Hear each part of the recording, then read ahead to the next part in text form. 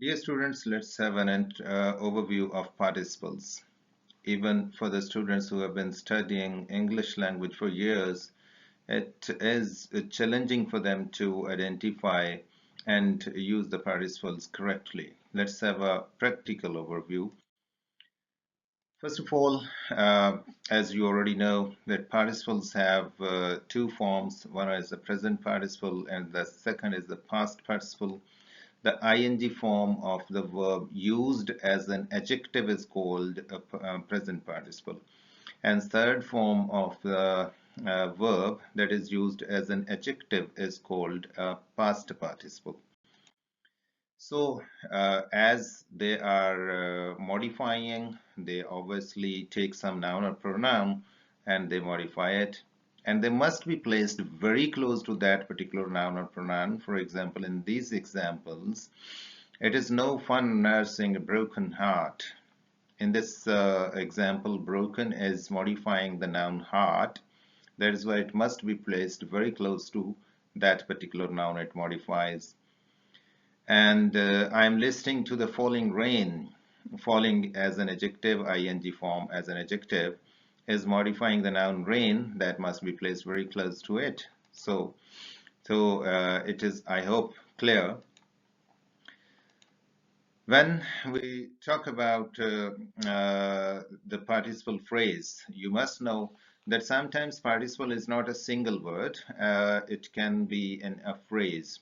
But that phrase must take a participle, either a third form of third form of verb used as an adjective, or ing form of verb used as an adjective, as the head of that particular phrase is called a participle phrase.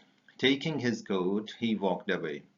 In this example, taking his coat modifies the pronoun he. That is why it is very close to he.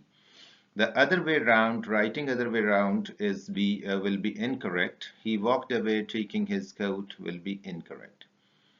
Children interested in reading acquire knowledge faster. Now, interested in reading, third form of verb used as an adjective and in the phrase interested in reading, complete is the participle phrase that is placed very close to the noun children because it modifies it. So I hope so. It is very clear.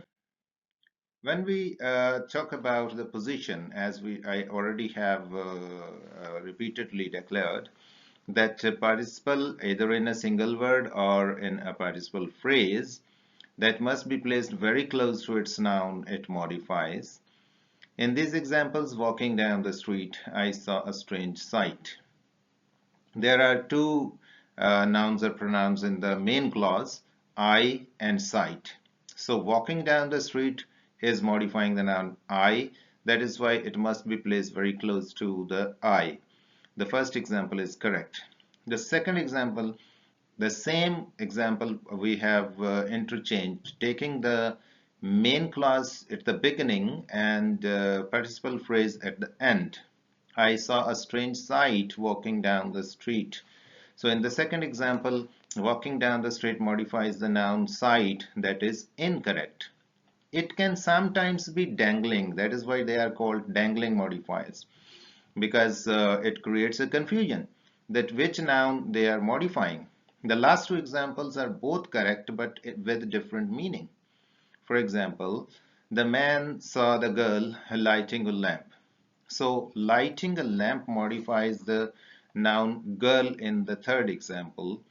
So it is also correct but gives the different meaning. Lighting a lamp, the man saw the girl. Now the lighting a lamp modifies the noun the man.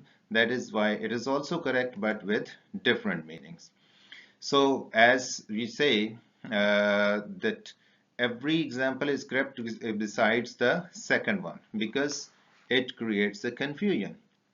So you must be very careful about the position of a participle either as a single word or as a phrase that must be placed very close to the noun it modifies, otherwise it can either be incorrect or gives the different meaning that you did not want to convey. I hope so everything is clear to you. Now is an exercise for you to pick out the modifiers or participles either in a single word or as a phrase, and identify which noun or pronoun they modify, either they are correct or not. If you can change taking the main clause to the beginning, or participle phrase at the end, or vice versa, if they could be correct or not correct, you can check it. And if you face any difficulty or problem, you can write to me or you can ask me in the comment. Thank you very much.